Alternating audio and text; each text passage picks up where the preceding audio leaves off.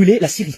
Il n'a pas détruit l'Irak, il n'a pas affamé l'Afrique, il n'a pas pillé les richesses des pays faibles, il n'a pas lancé de bombes nucléaires sur le Japon, il n'a pas déclenché une guerre sectaire au Rwanda, il n'a pas fait exploser la Libye, il n'a pas divisé la Somalie, il n'a pas financé le pillage systématique des ressources naturelles de la RDC, il n'est pas derrière les 13 millions de Congolais tués, ni les milliers de femmes violées à l'est de la RDC.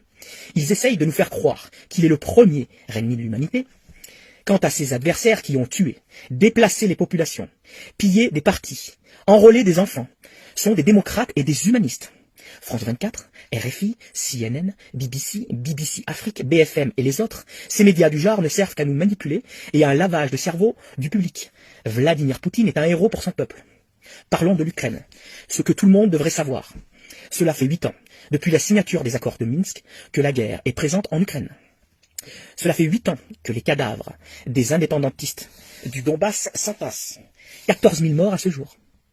Cela fait 8 ans que le pouvoir de Kiev tire et tue son peuple sous le regard du monde occidental qui s'en branle les manettes.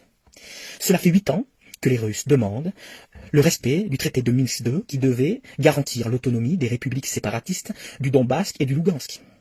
Cela fait encore 8 ans que l'Europe de l'OTAN, 21 États de l'Union européenne, ferme les yeux sur le massacre des russophones. Cela fait 2 ans, depuis le départ de Trump, que Joseph Robinette Biden casse les couilles à Poutine pour implanter des bases de l'OTAN en Ukraine à 750 km de Moscou. Bordel de merde, à force de faire chier le monde, de fermer les yeux en toute hypocrisie, faut pas s'étonner, au bout de 8 ans, que les Russes perdent patience. Pour le moment, il ne s'agit que d'une leçon militaire donnée par les Russes, qui ne tiennent pas à toucher la population ukrainienne, mais à juger le nazi Zelensky, maître d'œuvre de tout ce naufrage qui se cache derrière l'Europe, complice, et l'OTAN pour se faire la Russie de Poutine. Alors, citoyens français, ouvrez vos putains de yeux, et ne jetez pas la pierre sur le seul responsable, montré du doigt, Vladimir Poutine.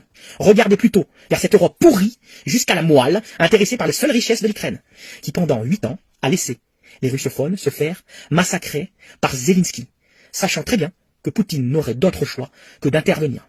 Honte à vous l'Europe macroniste. Honte à toi l'OTAN de Biden. Honte au nouvel ordre mondial et sa clique sataniste. Que la vérité triomphe. L'OTAN est une calamité qui doit être dissoute immédiatement.